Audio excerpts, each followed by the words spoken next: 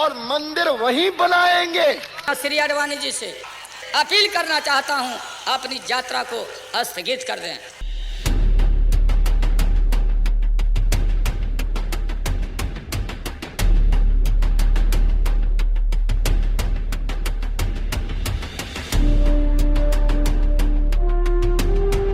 आठ नवंबर 1927 कराची की एक शांत सुबह किशन चंद और ज्ञानी देवी के घर पर एक पुत्र ने जन्म लिया। नाम रखा गया लाल कृष्ण आडवाणी। कौन जानता था कि यह बालक एक दिन भारत की राजनीति का सबसे ऊंचा प्रतीक बन जाएगा। आडवाणी जी का बचपन कराची के सेंट पैट्रिक स्कूल में बीता। पढ़ाई में हमेशा अव्वल, संस्कारों में गहरे और सोच में बेहद साफ। उनके शिक्षकों को अक्सर लगता था ये लड़का आगे जाकर कुछ बड़ा करेगा।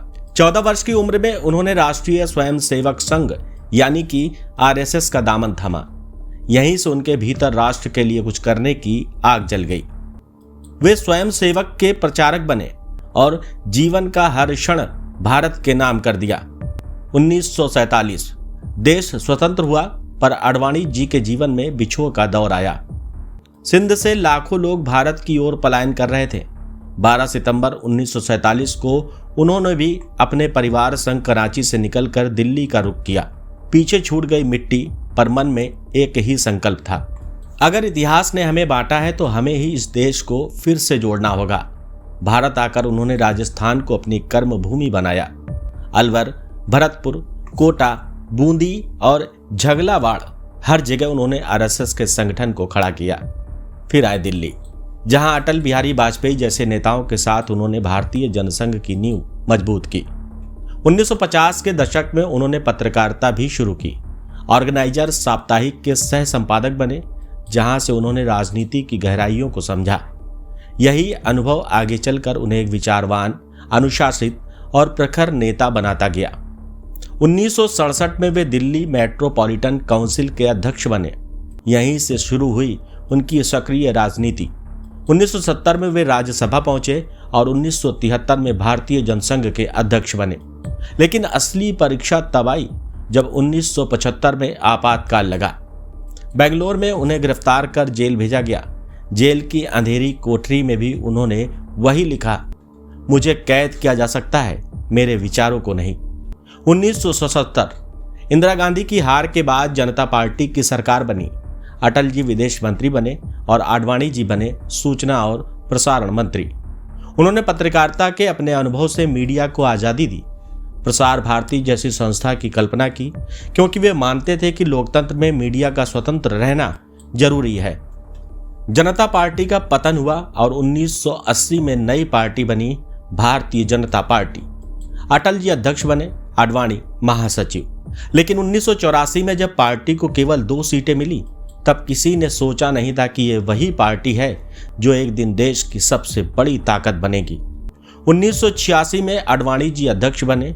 उनके नेतृत्व में भाजपा ने सिर्फ 3 चुनावों में 2 सीटों से बढ़कर 161 सीटों तक का सफर तय किया। ये एक राजनीतिक चमत्कार था। 1990 आडवाणी जी ने इतिहास रच दिया। सोमनाथ से अयोध्या तक निकली राम रथ यात्रा ने पूरे देश को हिला दिया। ये यात्रा सिर्फ राम मंदिर के लिए नहीं थी, ये भारत की आत्मा को जगाने की यात्रा थी। देश भर में लाखों लोग इस यात्रा से जुड़े। भारत की राजनीति अब वैचारिक हो चुकी थी और उस विचार का नाम था राष्ट्रवाद। 1999 में NDA की सरकार बनी। अटल बिहारी वाजपेयी प्रधानमंत्री बने और आडवाणी जी बने गृह मंत्री और उप प्रधानमंत्री। उनके कार्यकाल में कारगिल विजय, आंतरिक सुरक्षा और वैश्विक कूटनीति तीनों में भारत की प्रतिष्ठा नई ऊंचाई पर पहुंची। अटल जी अक्सर कहते थे, आडवाणी सिद्धांत और लचीलापन दोनों का आदर्श संगम है। 1965 में उन्होंने कमला आडवाणी से विवाह किया। उनकी 2 संतानें हैं, प्रतिभा और जयंत। राजनीति के बीच भी वो हमेशा परिवार के प्रति संवेदनशील और भावुक रहे। उन्होंने एक बार कहा था, प्रकृति ने मुझे विचार भी दिए हैं और परिवार का स्नेह भी। मैं दोनों के प्रति ऋणी हूँ। आडवाणी जी का जीवन यात्राओं से भरा रहा, पर हर यात्रा केवल सड़कों की ही नहीं थी, बल्कि विचारों की भी थी। राष्ट्रवाद के जागरण के रूप में राम रथ यात्रा की शुरुआत हुई। स्वतंत्रता के 50 वर्ष का उत्सव मनाने के लिए स्वर्ण जयंती यात्रा की शुरुआत 1997 में हुई। जनादेश यात्रा, भारत सुरक्षा यात्रा भारत उदय यात्रा, जनता से संवाद। इन यात्राओं ने उन्हें नेता से बढ़कर एक आंदोलन बना दिया। 2004 में जब भाजपा विपक्ष में आई, अटल जी ने राजनीति से संन्यास लिया और आडवाणी जी ने नेता प्रतिपक्ष के रूप में पार्टी को संभाला। उन्होंने हमेशा कहा, राजनीति का लक्ष्य पद नहीं, उद्देश्य होना चाहिए। 2009 के चुनावों में वे प्रधानमंत्री पद के उम्मीदवार रहे। भले ही सत्ता हाथ में न आई, पर उनके योगदान ने भारत की राजनीति को नई दिशा और गरिमा दी। कराची से दिल्ली तक, संघ से संसद तक, पत्रकार से उप प्रधानमंत्री तक, आडवाणी जी की यात्रा केवल एक व्यक्ति की नहीं, बल्कि भारत की लोकतांत्रिक चेतना की यात्रा है। उन्होंने सिद्ध किया कि अगर विचार, निष्ठा और देशभक्ति साथ हो तो कोई भी सफर असंभव नहीं है। आज भी वे प्रेरणा है, अनुशासन का प्रतीक है और उस युग के प्रतिनिधि हैं जिसने भारत को एक विचार से जोड़ा, राष्ट्रवाद से।